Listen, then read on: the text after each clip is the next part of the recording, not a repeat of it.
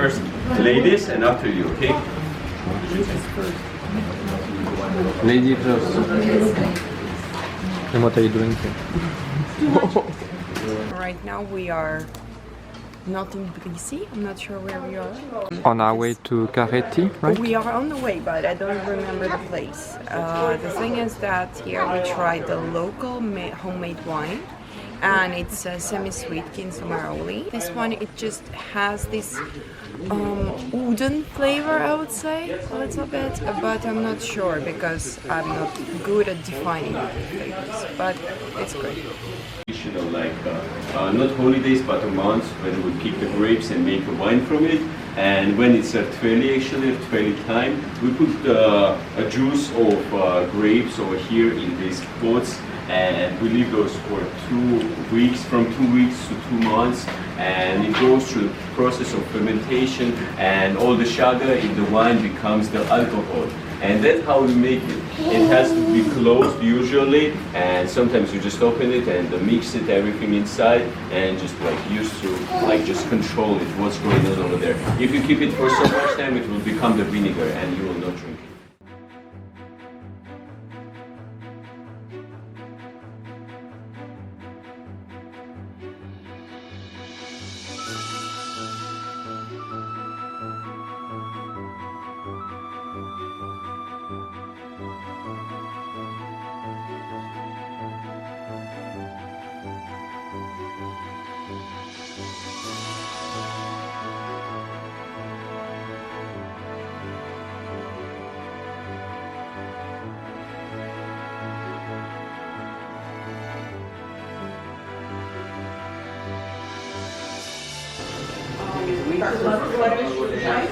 Back in 2017, there was UNESCO expedition held in Kakheti, where they found pieces of the clay pots, and they turned out to be 8,000 years old. So now you can read it on the UNESCO page.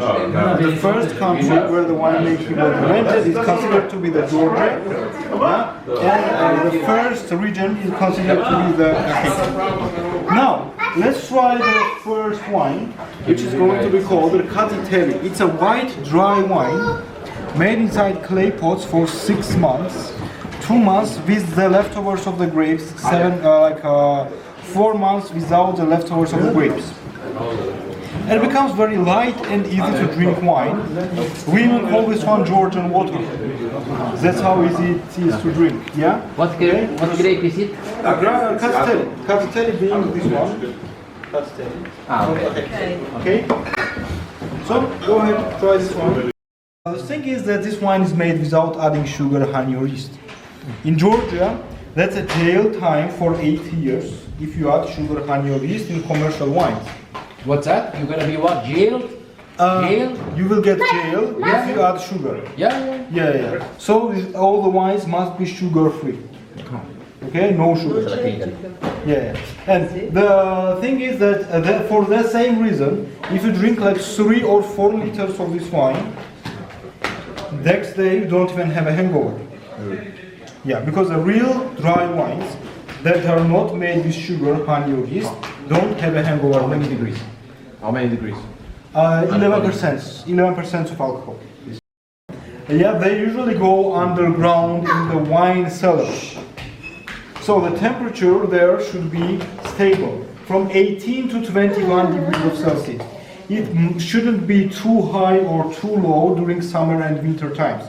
For the same reason, we cover the clay pots with the sand and gravel, so the temperature stays stable.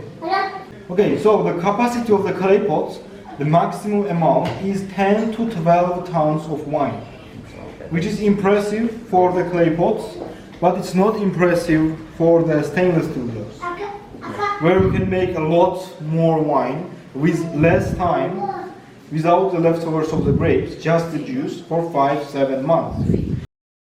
However, here is the wine that we're going to try afterwards, called Kakheti or an amber wine. Yeah, and here's the thing: if you want to make an amber wine, you must make this wine inside clay pots for 2 years. 2 years. Yeah, 6 months with the leftovers of the grapes, then 1.5 years without the leftovers of the grapes. So you cannot make it inside a stainless steel jar or an oak barrel, for example, okay? Kisi. Kisi, right? Kisi is a very light grape, by the way. It makes very light wines, and for the same reason, even the amber wine made from the Kisi grape becomes very light and easy to drink. In Georgia, we have 600 different grape varieties, but we have only one semi-sweet white wine. Okay? Yeah. And semi-sweet wines in Georgia are also made without sugar, honey, or yeast. And here's how. We grab the grapes from special microclimate zones.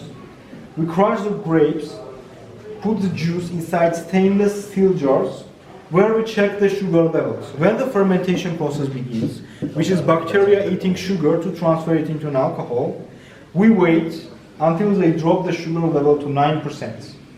After that, we cool down the temperature of the stainless steel jar to -3 degrees of Celsius, so bacteria go to sleep, and the sugar that wasn't eaten by the bacteria stays there for extra tasting. That's how we make the semi-sweet wines in Georgia without adding sugar, honey, or yeast. Okay, so now let's try this wine. And the grape here is? Solik auris, the grape, but wine is called Tvishi. It's Saperavi Rosé. And let me tell you one thing, Saperavi is a grape variety from all over the Georgia. It's a type of grape, it doesn't need like special climate conditions to grow. It can grow pretty much everywhere. High humidity, low humidity, high elevation, low elevation. It's a swamp, river, mountains, everywhere. It grows absolutely everywhere. And it gathers different amounts of sugar levels, different amount of flavors and so on. And you can make lots of different wines just for this wine grape. Now let's try Mukuzani.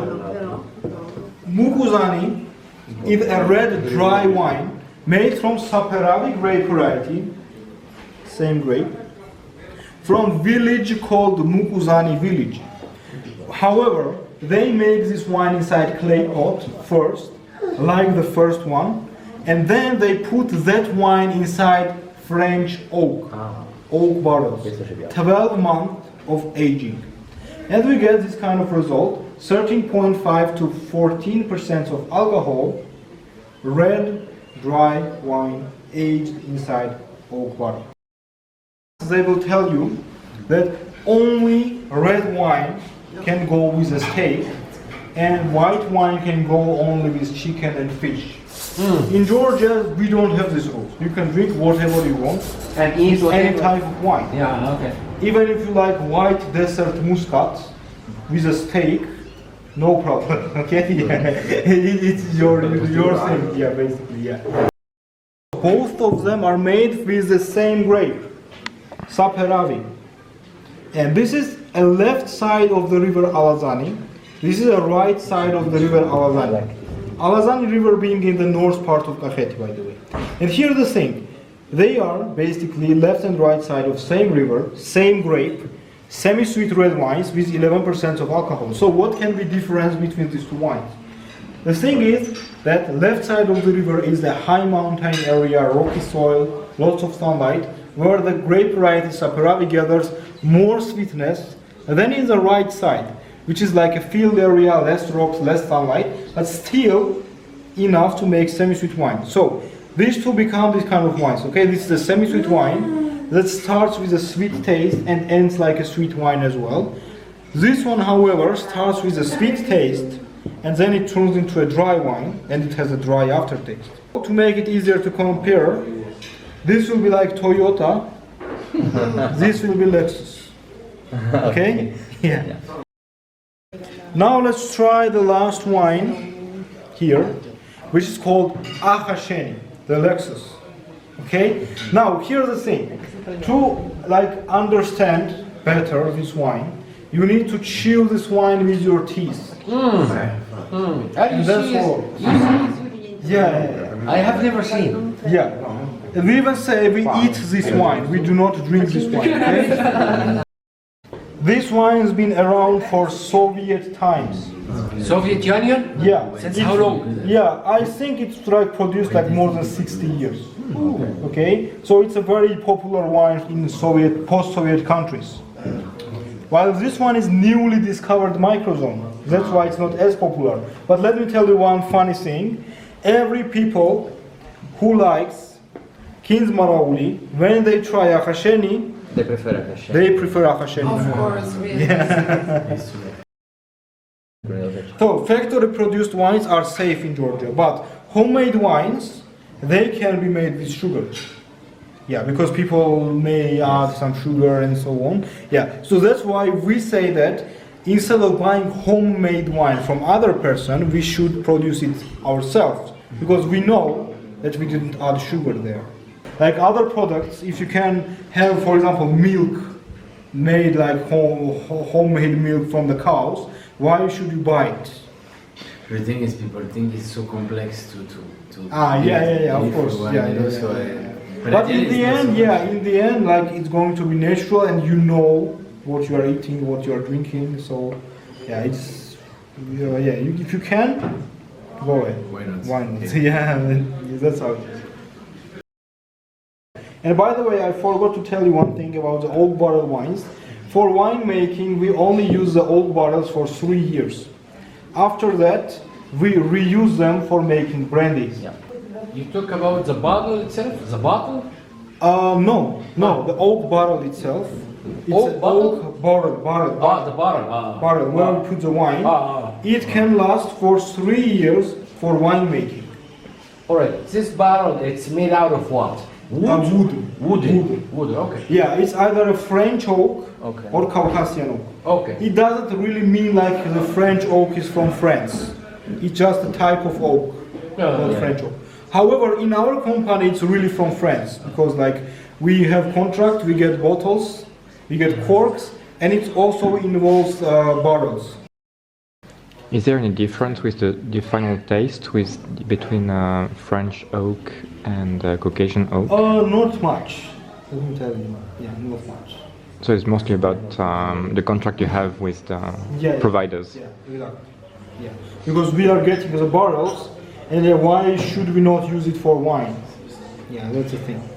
So we decided let's make Mukuzani in French oak. Yeah. However, others we make in Caucasian oak. If you enjoyed the wines, you can take pictures of the bottles if you want. Yeah. And you can ask me any questions. You can find this How many wine bottles here. do you produce in your winery? In our winery, we actually produce like more than 3 million bottles. Oh wow, that's a big one. It's one of the biggest in Georgia or not really? Yeah, it's like on the third place. Okay.